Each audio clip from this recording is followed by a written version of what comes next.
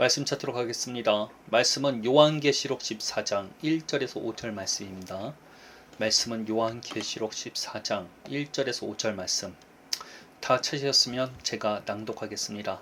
또 내가 보니 보라 어린 양이 시온산에 섰고 그와 함께 14만 4천이 서 있는데 그들의 이마에는 어린 양의 이름과 그 아버지의 이름을 쓴 것이더라. 내가 하늘에서 나는 소리를 들으니 많은 물소리와도 같고 큰 우레소리와도 같은데 내가 들은 소리는 검은 고 타는 자들이 그 검은 고를 타는 것과 같더라. 그들이 보좌과 내생물과 장로들 앞에서 새 노래를 부르니 땅에서 속량함을 받은 14만 4천 밖에는 등이 이 노래를 배울 자가 없더라. 이 사람들은 여자와 더불어 더럽히지 아니하고 순결한 자라. 어린 양이 어디로 인도하든지 따라가는 자며 사랑 가운데서 속량함을 받아 처음 익은 열매로 하나님과 어린 양에게 속한 자들이니 그 입에 거짓말이 없고 흠이 없는 자들이더라. 아멘. 오늘 선포하고자 하는 말씀은 영혼에 새겨지는 마지막 표식이라는 제목으로 말씀을 선포하고자 합니다. 오늘 본문에는 하나님과 예수님의 이름이 이마에 쓰여진 사람들이 등장합니다.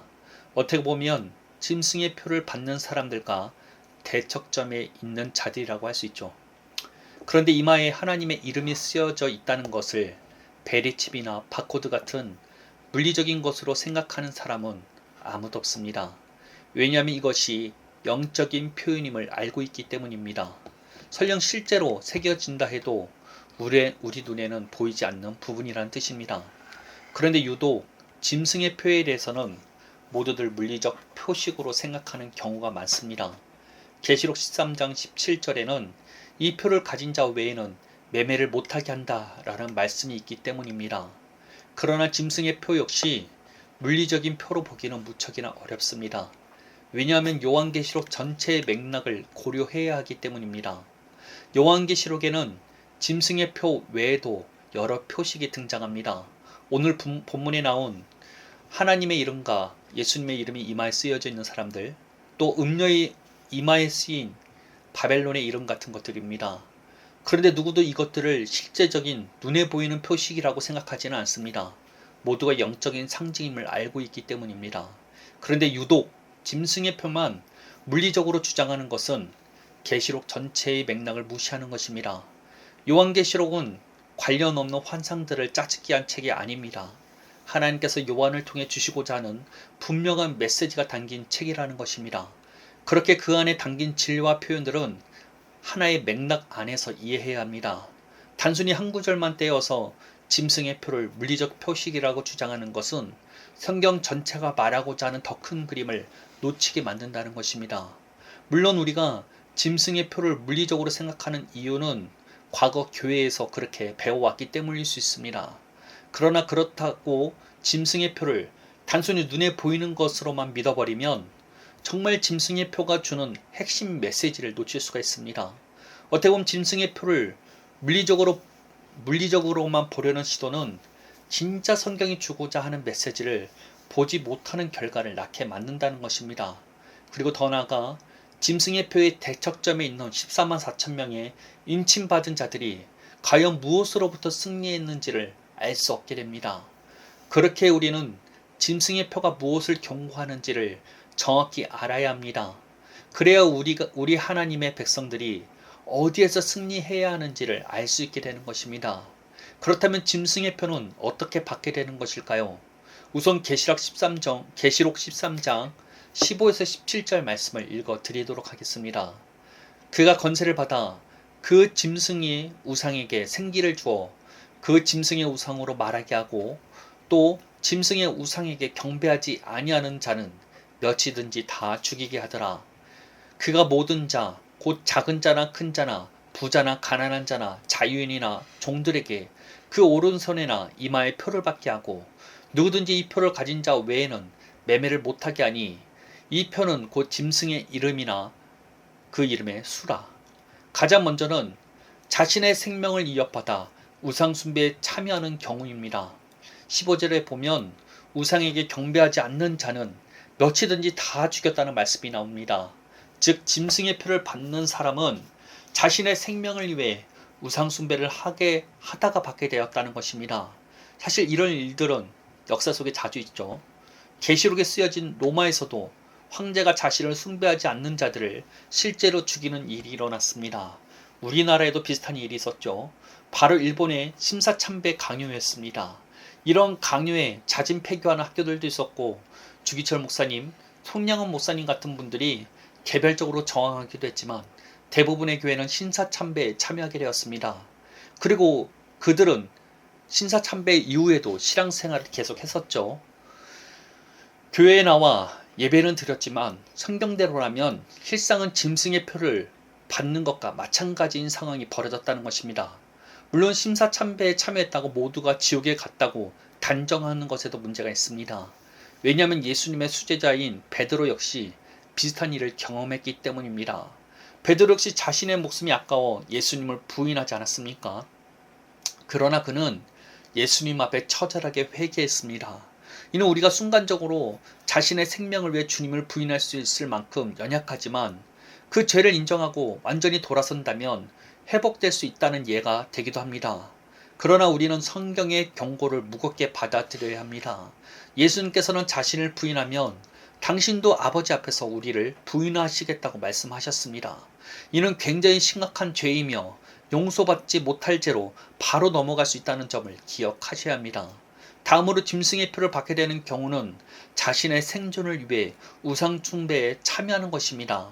계시록 3장 17절에는 이 표를 가진 자 외에는 매매를 못하게 하니라는 말씀이 있습니다. 이것은 우상 숭배에 참여하지 않으면 경제활동을 아예 못하게 막았다는 뜻입니다. 사람들은 먹고 사는 문제가 두려워서 이 우상 숭배를 피하지 못했습니다. 사실 저는 생명의 위협보다 이것이 더 두려운 일일 수 있겠다라는 생각을 합니다.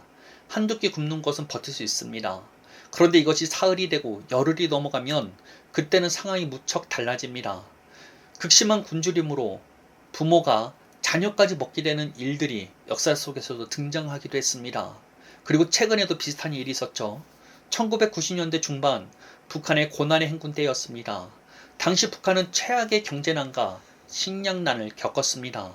공식 통계는 없지만 이 기간에 아사한 주민이 수십만에서 많게는 300만 명에 이를 것으로 추정이 됩니다. 당시 탈북자들의 증언을 들어보면 식인 사례가 굉장히 많이 나타납니다. 묘를 파헤쳐서 시신을 먹고 굶어 죽은 아이를 부모가 먹고 사람을 죽여 인육을 특별 고기라 속여서 판다는 등의 흉흉한 증언들이 있었습니다. 사실 북한까지도 갈 필요가 없죠.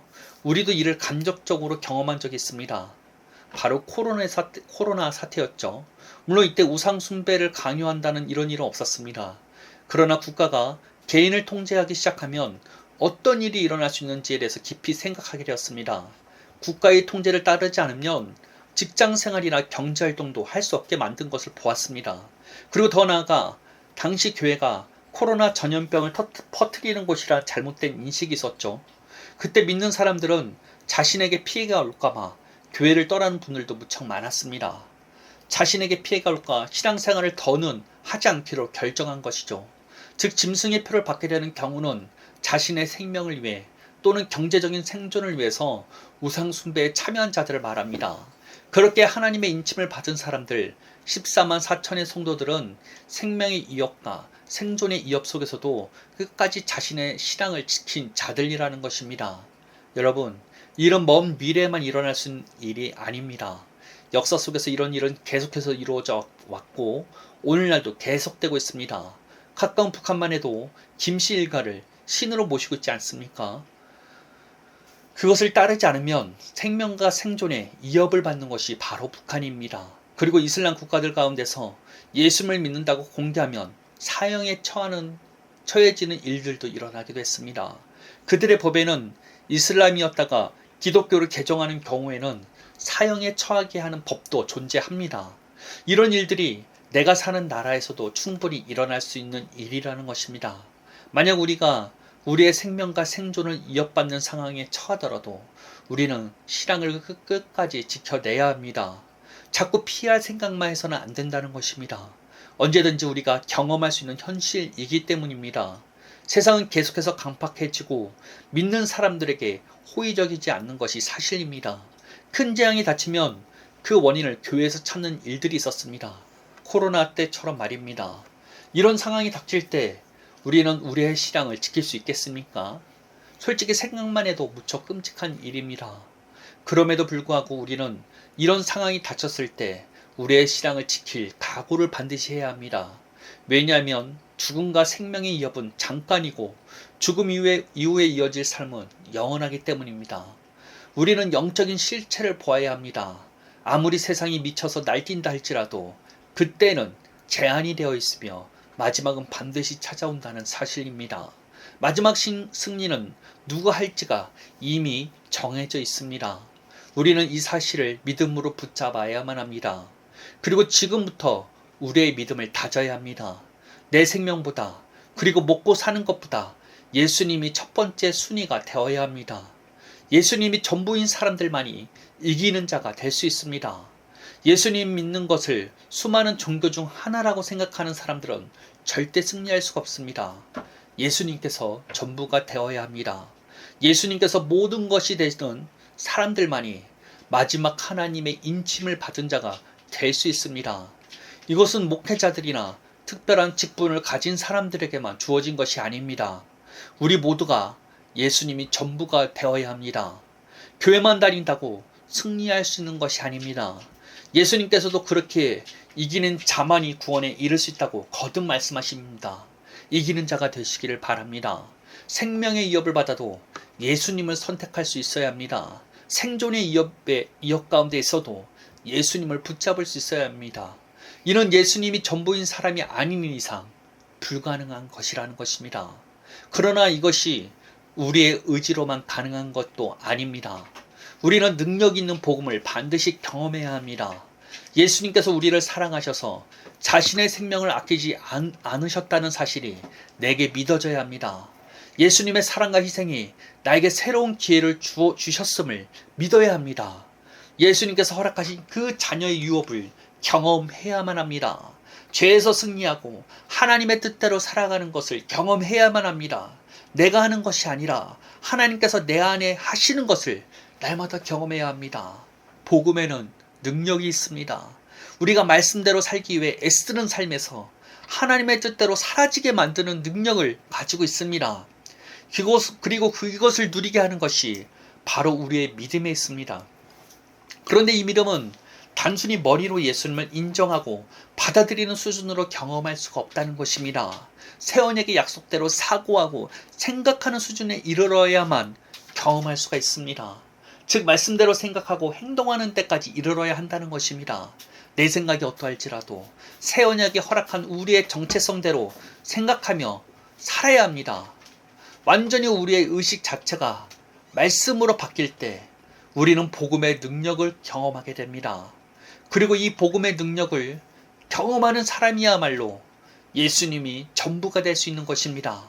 생명과 생존의 위협 속에서도 끝까지 이기는 자로서 남을 수가 있는 것입니다. 이 놀라운 은혜를 경험하시기를 예수님의 이름으로 축복합니다. 기도하겠습니다. 하나님, 오늘날 마지막 때를 살고 있는 우리들에게 주님 복음의 능력을 경험할 수 있게 하여 주옵소서. 복음을 통해서 더 이상 내가 하는 신앙이 아닌 아버지께서 하는 것이 무엇인지를 경험하길 원합니다. 주님이 전부이길 원합니다. 주님이 내 모든 것의 우선순위가 되길 원합니다. 이러한 모든 것들이 내 안에서 이루어지는 것들을 날마다 경험함으로써 마지막 때 이기는 자로서 하나님의 인침을 받는 자로서 살아남을 수 있게 우리를 이끌어 주옵소서. 내 생명보다 생존하는 것보다 주님이 우선인 우리를 될 수 있도록 우리를 이끌어 가주옵소서. 언제나 우리와 함께 하시며 동행하여 주시는 주님을 바라보며 예수님의 이름으로 기도합니다. 아멘.